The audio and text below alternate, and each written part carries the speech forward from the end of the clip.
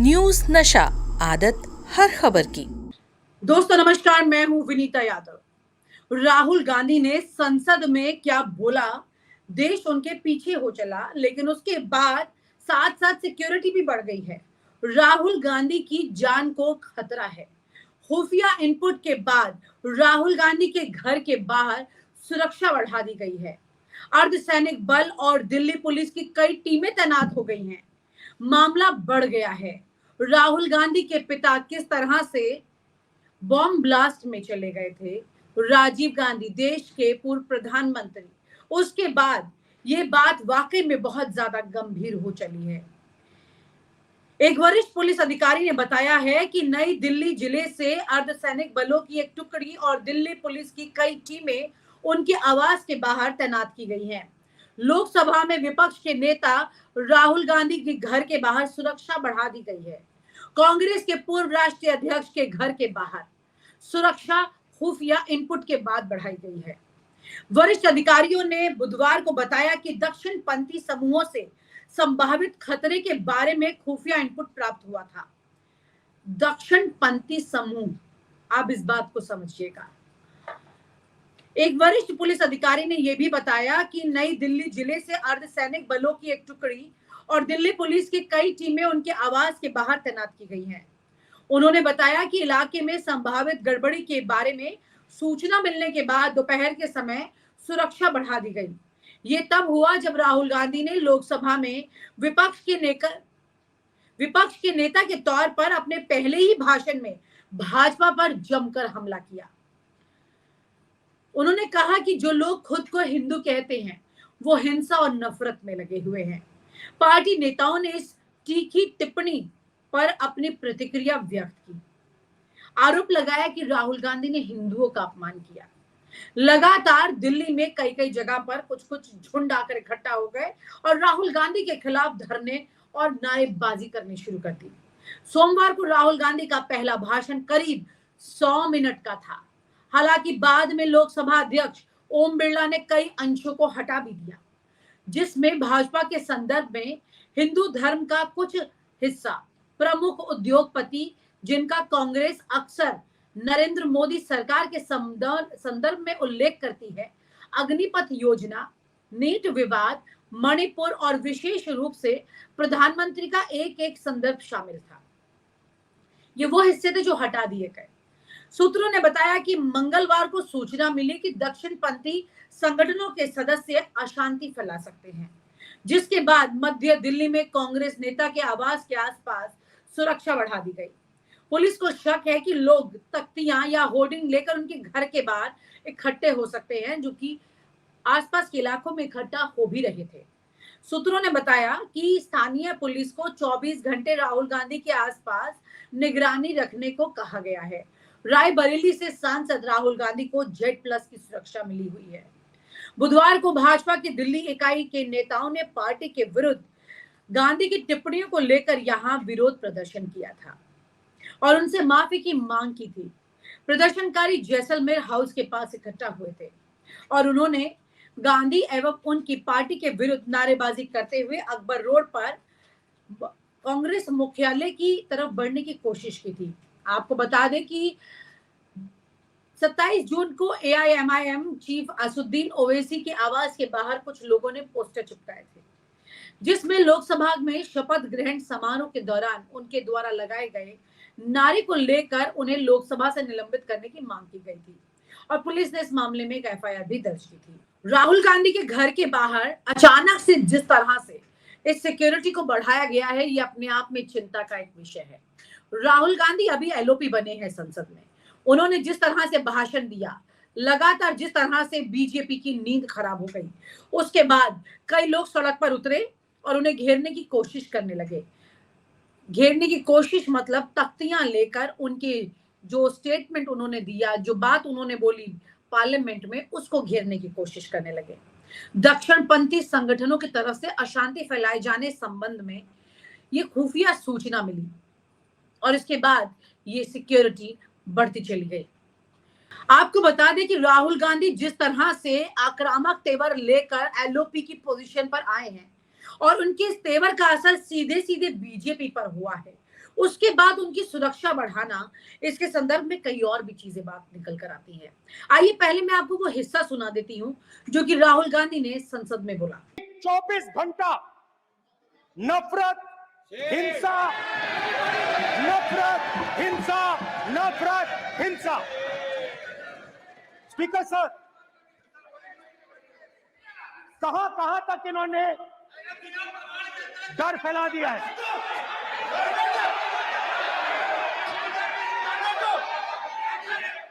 Please sir, कहां कहां तक इन लोगों ने डर फैला दिया। मैं आपको अयोध्या से शुरू करता हूं। सर नमस्कार। अयोध्या ने आपको मैसेज भेजा। अयोध्या ने राम भगवान, मेरा व्यवस्था का सवाल है।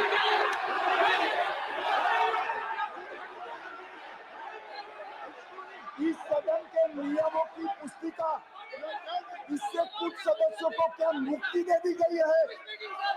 आपके गाइडेंस के बाद भी बार बार तस्वीर बताना, पूरे बीजेपी को हिंसा कर रही है ऐसे कहना, खड़े होकर एक दूसरे के बीच में हस्तधून करना, सारे नियम इनको लागू नहीं होते हैं। नियम मालूम नहीं है तो ट्यूशन रख ले साहब। सदन इस तरह से नहीं चल सकता है। ये सदन, मेरा आपसे आग्रह है कि ये सदन ऑर्डर में रहना चाहिए, नियमों के अनुसार रहना चाहिए। ये हम सभी सदस्यों का आपसे विनंती है। स्पीकर सर, एक मिनट प्लीज।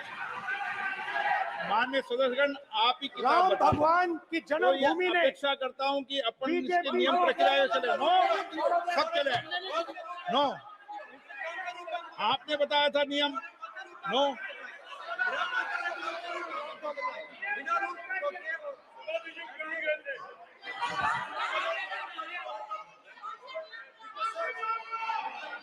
माइक दीजिए सर। हाँ सर, मेरा सवाल है सर, इस माइक का कंट्रोलर किसके हाथ में?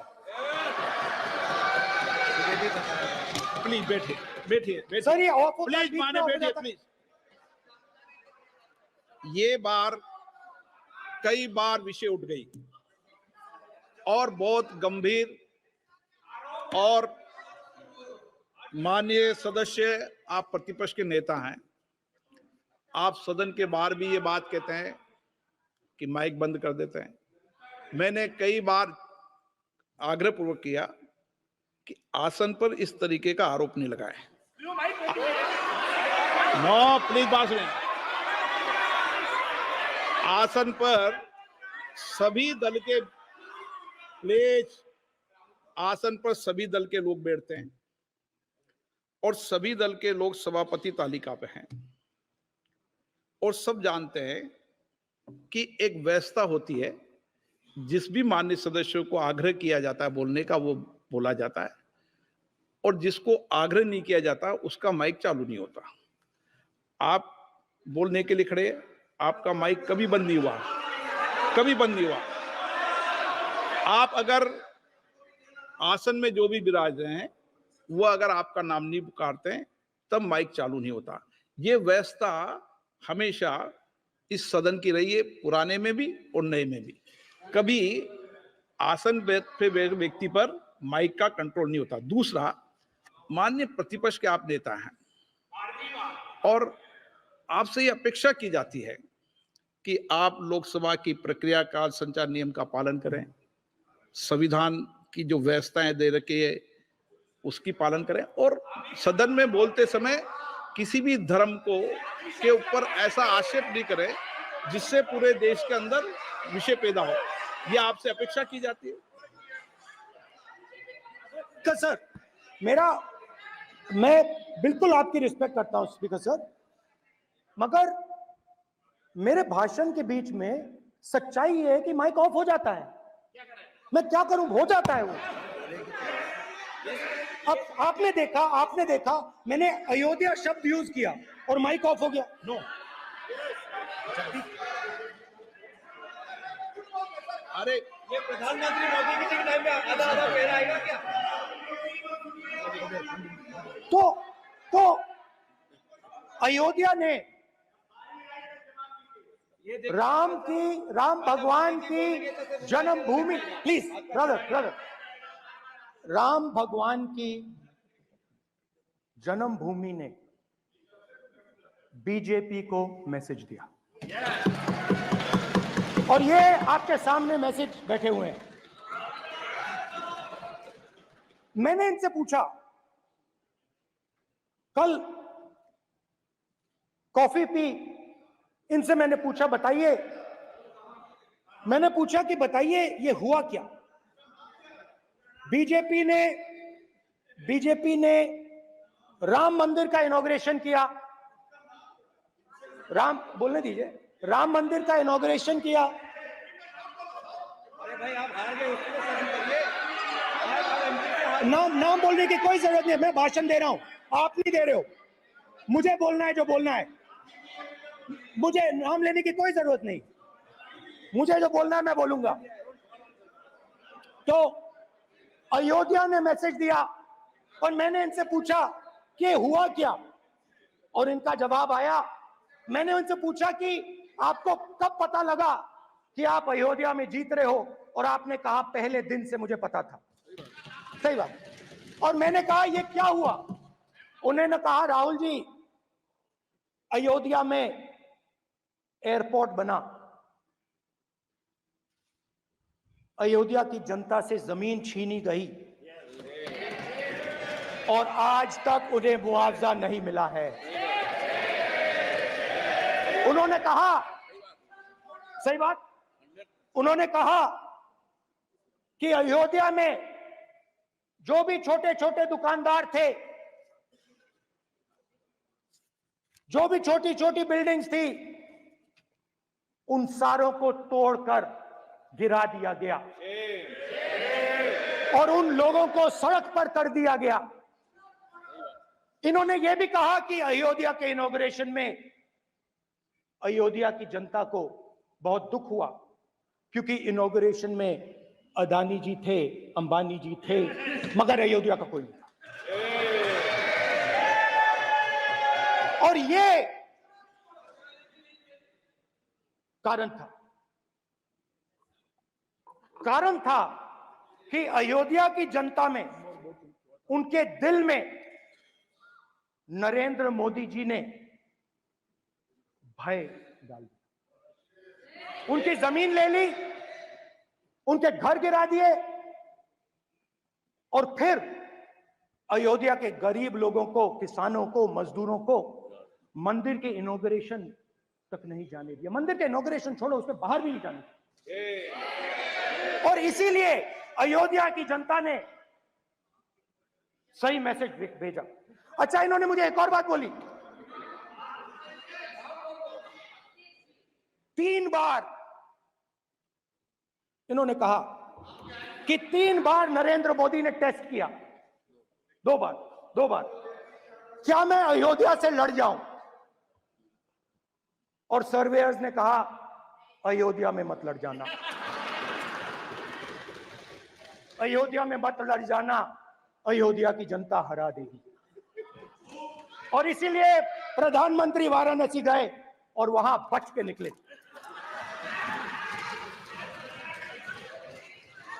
तो अयोध्या की जनता को डराया, पूरे देश को डरा दिया। मैं आपको बताता हूं, आज सुबह में आया, राजनाथ सिंह जी ने मुस्कुरा के मुझे नमस्ते की, और मोदी जी बैठे हैं, मुस्कुराहट नहीं, सीरियस, नमस्ते भी नहीं करते, कहीं मोदी जी ना देख लें, प्रॉब्लम हो जाएगी। वही कहानी गडकरी जी की है, सच्चाई है। अरे भाई, अयोध्या की जनता को छोड़ो, ये तो बीजेपी वालों को डराते हैं।